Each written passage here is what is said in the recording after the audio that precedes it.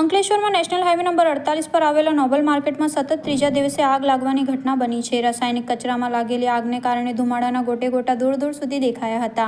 2 દિવસ પહેલા જ્યાં સ્ક્રેપના 8 ગોડાઉનમાં આગ લાગી હતી તે સ્થળે ફરી આગ લાગવાની ઘટના બની છે. ઘટનાની જાણ થતાં જ ફાયર વિભાગની ટીમ તાત્કાલિક ઘટના સ્થળે પહોંચી ગઈ હતી અને આગ પર કાબૂ મેળવવાની કામગીરી શરૂ કરી હતી. આ ઘટના અંગે અનેક સવાલો ઊભા થયા છે. રાસાયણિક કચરો કોઈએ જાણી જોઈને સળગાવ્યો છે કે આકસ્મિક રીતે આગ લાગી છે તે તપાસનો વિષય બન્યો છે. છેલ્લા 3 દિવસથી સતત આગ લાગવાની ઘટનાઓને કારણે અંકલેશ્વરમાં અફરાતફરીનો માહોલ સર્જાયો છે.